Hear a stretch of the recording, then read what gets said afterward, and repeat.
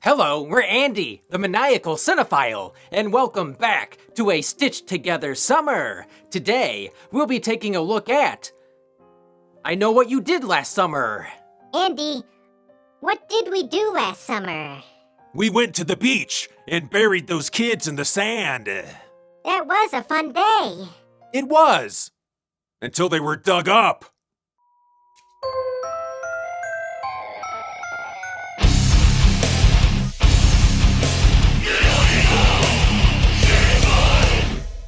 I Know What You Did Last Summer is a 1997 slasher film directed by Jim Gillespie and written by Kevin Williamson, known for Scream, The Faculty, and Cursed. Williamson actually wrote this first, but it was the success of Scream that got this movie made.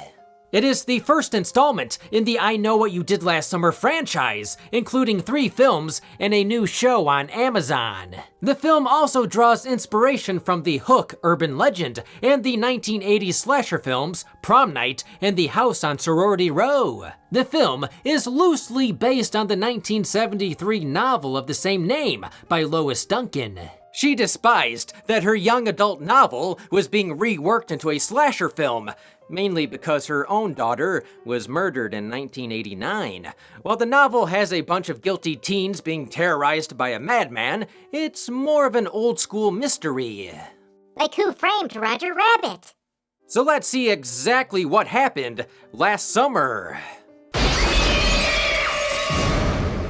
On July 4th, 1996, in Southport, North Carolina, Julie James and her friends Ray Bronson, Barry Cox, and pageant queen Helen Shivers drive to the beach. Dawson's Beach, because Williamson also created Dawson's Creek. Here, they argue over the different versions of the Hookman legend. No, he wasn't decapitated. He was gutted with a hook. I heard the Hook Man put him in the boo box. The boo box.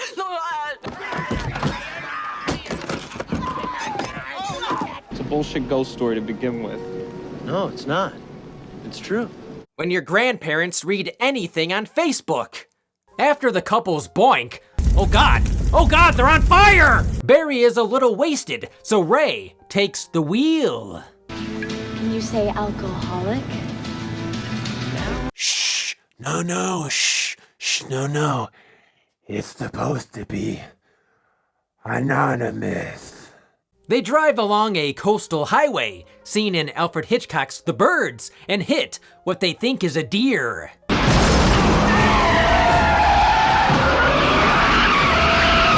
You know the rule. It's better to break and hit the thing than to swerve and lose control.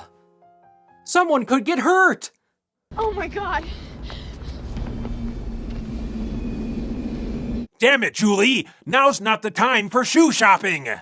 A quick search reveals it was no deer. I couldn't see it. Good thing he's down, otherwise he'd lose the other boot up their asses. His face is all messed up. No, that's from the July 4th pie eating contest. Julie wants to get the police, but the others want to dump the body.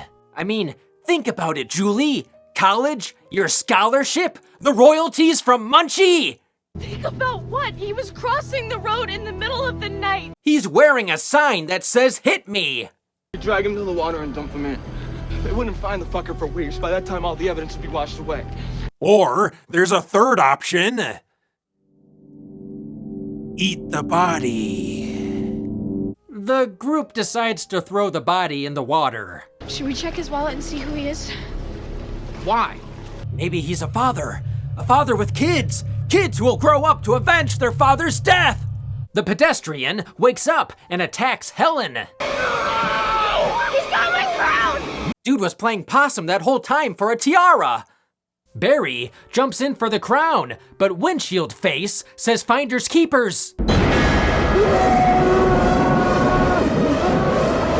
Damn, he was this close to being the prettiest girl in the county. Barry then makes the group swear to never discuss what happened. We take this to our grave! Let me hear it! Let it go, Barry! I swear, Barry, I won't say anything about your shrinkage! 1 year later, in 1997, a pale, sad Julie returns home from college for the summer. How's the snapper? Nothing Vagisil won't clear up. Are you on drugs? My mother asked me that once, but only because she wanted some. You know what? Shake ass and smoke grass. Anyway, the book hints that Julie's mom is psychic, so maybe she knows something we don't. I wish I had visions, but I don't have ESPN. Julie then receives a letter with no return address, stating... Vague much? Like July 4th? Or that whole summer? I can't remember what I did last week. The friends have gone their separate ways, so Julie speaks to Helen's jealous sister, Elsa. Well, well. Look what the cat drug in.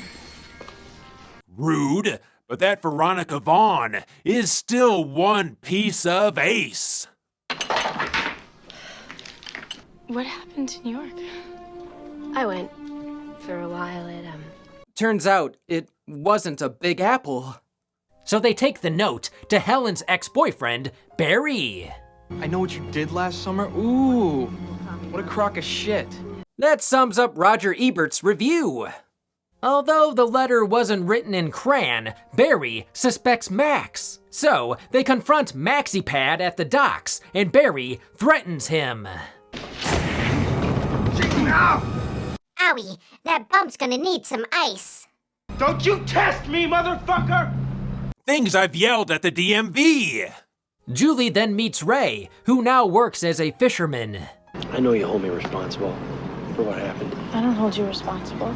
When you were a writer for the WWE, the storylines already sucked. I don't blame you. But I don't want to know you either. Oh no. Whatever will he do? Besides marry your best friend and make Scooby-Doo movies?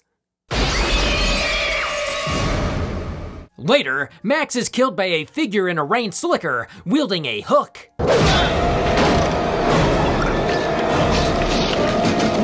Now that's how the Big Bang Theory should have ended.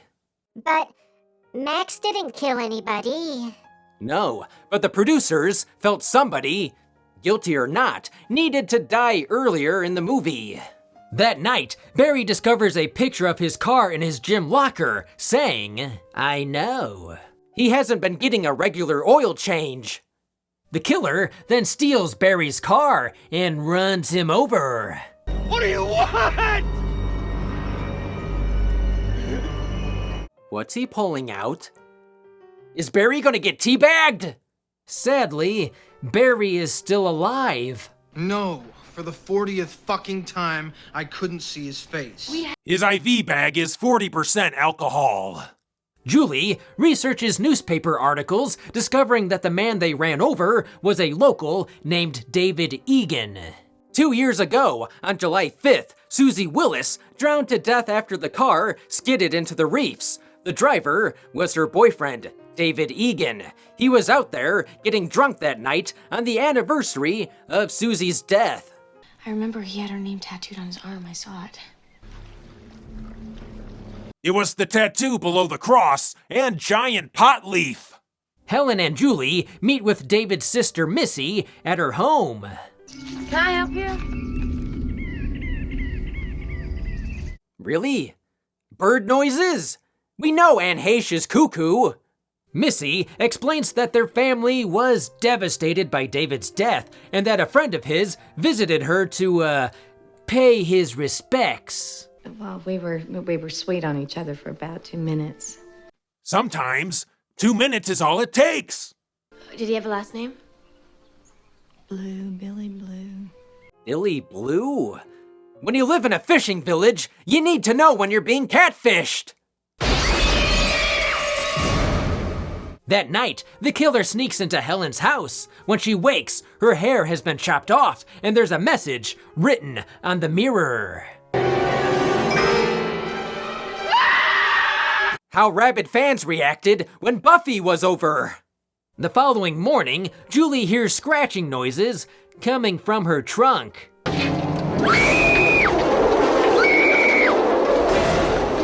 Max died how he lived, infested with crabs. When Julie calls the others, Max's body and the crabs are gone. If only getting rid of crabs were that easy. What are you waiting for, huh? What are you waiting for? Me, constipated on the toilet. What are you waiting for, huh? What are you waiting for? This scene was actually directed by a kid who won a contest to create a moment for the movie. It just so happens to be the most memorable line in the film. Barry confronts Ray about the recent events, but Ray claims to also have received a threatening letter. I got a letter. The landlord is evicting him next week. While participating in the 4th of July parade, Helen spots the killer and Barry attacks. Shit. That's the Billy Missy dated? He's not the killer, little buddy. The only thing that old man murdered was his diaper. However, the real killer is nearby.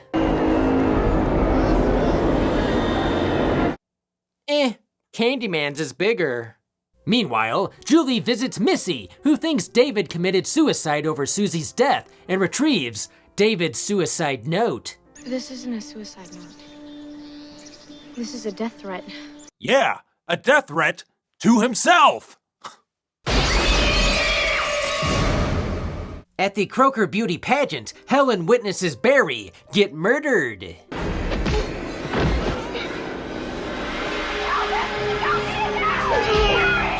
It's not the Croker Beauty pageant, unless somebody croaks.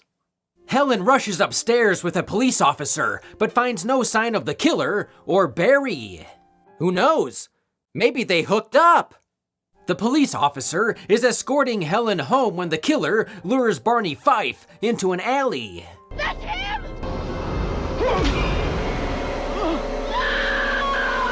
Damn, he was only 2 days away from being fired. Helen then runs to her family store, where her sister Elsa is closing for the night. Elsa, open the door, please! Elsa, Jesus Christ, hurry! Please! When the Hershey Highway is coming, and your sibling won't get out of the bathroom! The killer then sneaks into the store and murders Elsa.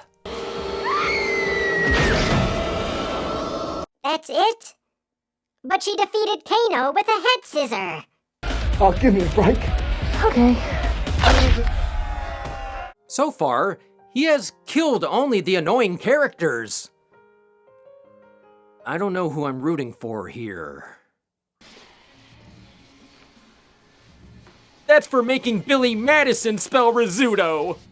Helen is chased upstairs and escapes through a window, falling to an alleyway. This isn't the first time Sarah Michelle Gellar has been thrown from a building.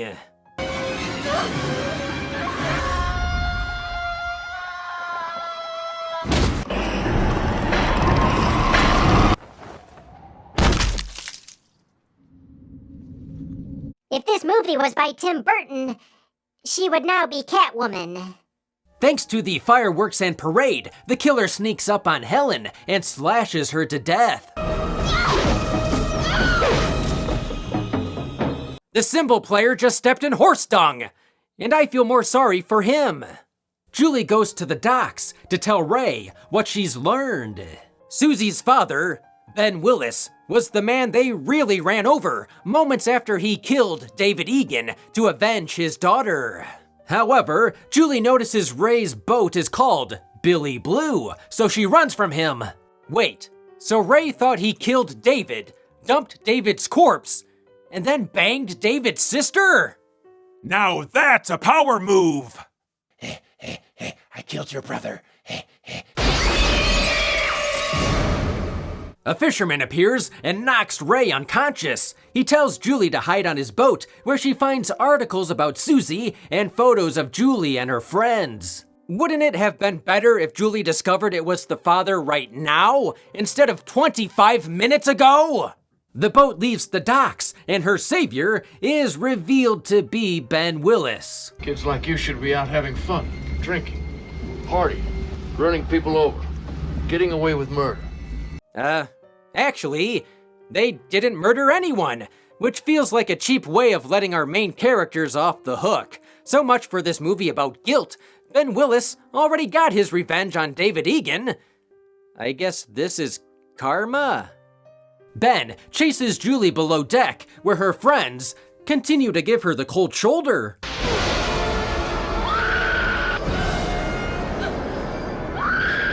Kids are taking the ice bucket challenge too far. Ray regains consciousness and steals a motorboat to rescue Julie. Welcome aboard, Ray. Yeah, Ray still has no idea what's going on.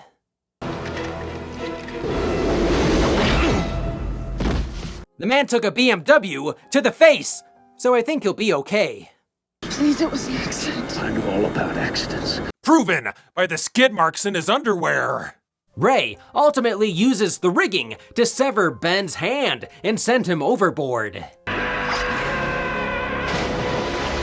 Welp, thankfully that's over. Get out of here! Do you have any idea why this man would want you dead? I don't know. The motivation was a little weak. Well, don't worry. The body will turn up. The body? Why would Jesse Ventura show up? 1 year later in 1998, Julie is back in college and notices a letter in the shower room. A pool party? Ugh, I'd rather die. However, there's another message written on the steamy shower door. He knows. She goes pee in the shower. The shower? I pee in my bath. Too bad Julie won't be in the sequel. Don't worry, little buddy. The sequel completely ignores this ending. Overall, the film has a body count of 6, which is funny because no one dies in the book. Besides the hit-and-run victim, Barry is shot and paralyzed, but that's it. Aside from the characters' names and the teens hitting someone with their car, the plot is very different. The other plot elements are ignored to fit the unstoppable slasher formula. In the novel, they hit a young boy named David Gregg. The killer is the boy's older brother, who assumes 2 separate identities, Bud and Collie. He infiltrates Julie and Helen's lives, pretending to be a suitor to both. He even ends up stealing Julie from Ray at one point. Ray figures out his identity and clubs him over the head when he attacks Julie. The kids even turn themselves in at the end. The 23-year-old handsome brother is quite different from the middle-aged fisherman we end up with. These changes were made because Williamson's father was a commercial fisherman. And probably a pageant queen. Wait, did I just watch an R-rated slasher without any boobs? Yeah. Evil, if you want nudity, you'll have to watch the show on Amazon. Well then, tonight it'll be Bezos and boobies! I Know What You Did Last Summer had a $17 million budget and grossed $126 million worldwide. It was the #1 movie for 3 weeks in October. As of today, it's the 7th highest grossing slasher film of all time. But once again, compared to Scream, it comes up a little short.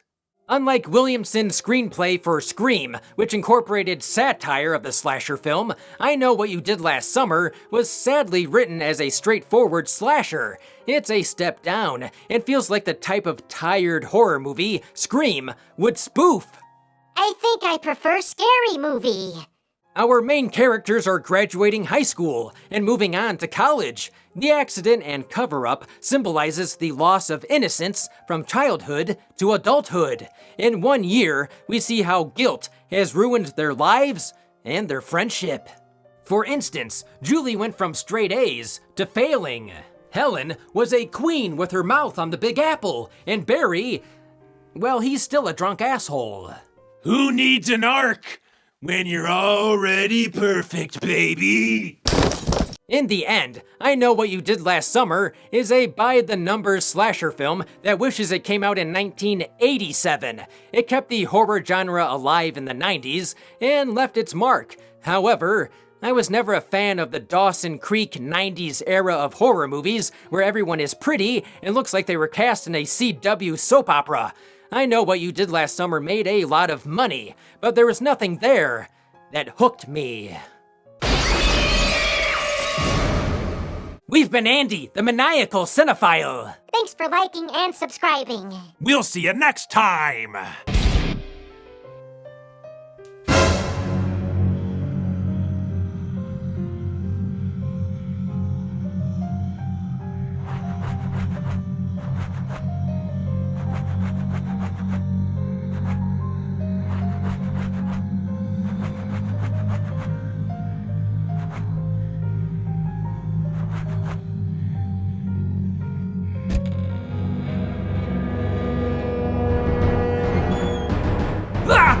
Jimmy Bagel?